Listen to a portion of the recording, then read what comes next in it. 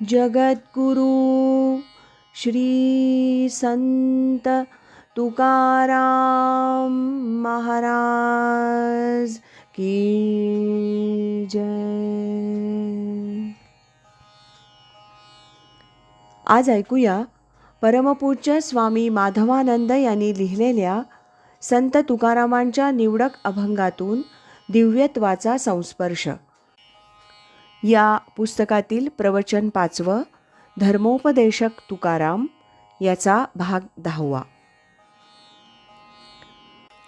सुख पाहता जवा पाडे, दुःख पर्वता एवढे. असं आपल्या जीवनात आपल्याला वाटतं का की सुख पाहता जवा पाडे हे संतांच्या भूमिकेतून म्हटलेलं आहे. ज्ञानेश्वर महाराजांनी सुखाची व्याख्या अशी केली आहे, किंबहुना सोये जीव आत्मयाची लाहे, तव जे होये तया नाव सुख. म्हणजे ज्यावेळी जीव आत्मस्वरूप असतो त्यावेळी त्याला जे होतं त्याला सुख असं म्हणतात. ऐसी हे अवस्था न होता पार्था, जी जे ते सर्वथा दुःख होय. जी जे म्हणजे जे जगणं आहे ते सर्व दुःखमय आहे. आत्मस्वरूपी न राहता जी अवस्था आहे त्याला ते दुःख असं म्हणतात. मग त्या दृष्टीनं जरी बघितलं तरी आम्हाला सुख पाहता जवा पाडे आणि दुःख पर्वता एवढे मिळालं आहे. धरी धरी आठवण मानी संतांचे वचन, नेले रात्रीने ते अर्ध. काही जणांचा हा झोपेचा काळ अर्ध्याहून जास्त सुद्धा असतो. बालपण जरा व्याध. बालपण गेलं, जरा व्याधी यातून किती थोडा वेळ राहिला आहे. तुका म्हणे पुढा, घाणा जुंपी जसी मूढा. पुन्हा घाण्याला जुंपलेल्या बैलासारखी तुझी अवस्था होईल. पुनरपि जननम पुनरपि मरणम, पुनरपि जननी जठरे शयनम. इह संसारे खलु दुस्तारे, कृपया पारे पाहि मुरारे. भज गोविंदम भज गोविंदम भज गोविंदम मूढमते. समज आल्याबरोबर तू सुरुवात कर, कारण वेळ फार थोडा आहे. आणि हे सांगताना स्पष्टपणे असं बजावतात की जर आयुष्य नीती न्याय मर्यादा या दृष्टीनं चांगलं नसेल तर कितीही साधना केली तरी ती लागू पडणार नाही. नाही निर्मळ जीवन काय करील साबण, तैसे चित्तशुद्धी नाही तेथे बोध करील काही. जरी गुरुनं बोध केला तरी त्याचा काही उपयोग होणार नाही. प्रथम तुझं जीवन चांगलं असलं पाहिजे. वासनामय अंतःकरण घेऊन वेडवाकडं वागणाऱ्या लोकांना केवळ साधना करून काही प्राप्त होणार नाही असं स्पष्ट सांगून टाकलेलं आहे. संत असं सांगत नाहीत की आम्ही हात वर केला, तुमची कुंडलिनी जागृत झाली आणि तुम्ही मुक्त झाला. हा मार्ग खरा नाहीच असं संत स्पष्ट सांगतात.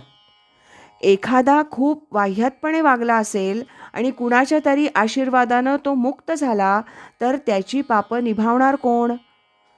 त्याच्या पूर्वीच्या कर्माचं काय करायचं? कर्मविपाकाच्या सिद्धांतात जो जसं करेल तसं त्याला भरावंच लागतं. चित्त शुद्ध झाल्याशिवाय, अंतःकरण निर्मळ झाल्याशिवाय अधेमध्ये कोणीच मुक्त होऊ शकत नाही. नुसता बोध असून चालणार नाही. त्या बोधाच्या प्रकाशात सर्व कर्म झाली पाहिजेत असं सर्व संतांनी ठामपणे सांगितलंय. संत मऊ मेणाहून आम्ही विष्णुदास असं मऊही असतात, परंतु वाटेल त्या ठिकाणी ते मऊ नसतात.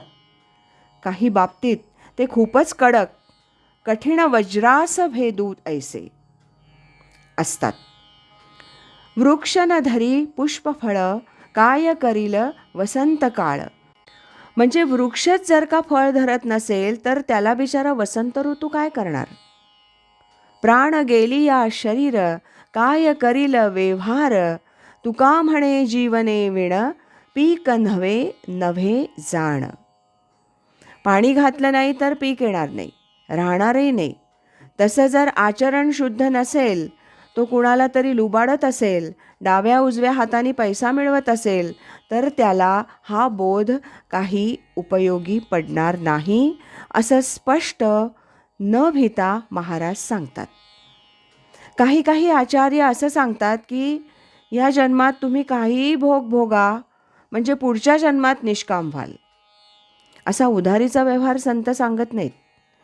या वेडवाकडं वागणाऱ्या श्रीमंत व्यक्तींना कुठेतरी मॉरल बॅकिंग देणारा आचार्य हवा असतो आणि त्याच्या पाठीमागे असले लोक आपली पापं आणि आपल्या गाड्या घेऊन धावत असतात. पण संत कुठल्याही परिस्थितीत अशा वागण्याला किंचितही प्रोत्साहन देत नाहीत. त्यांच्या काही व्याख्या आहेत.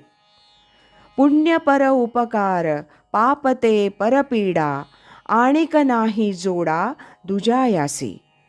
सत्य तोची धर्म, असत्य ते कर्म, आणिक हे वर्म नाही दूजे.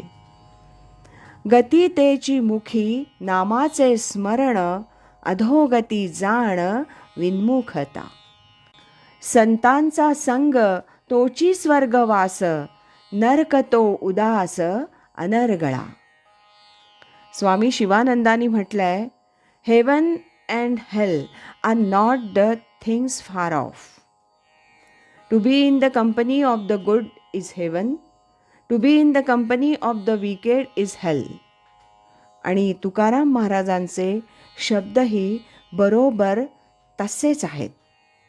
तुका म्हणे उघडे, आहे हित घात, जयाचे उचित करा तैसे.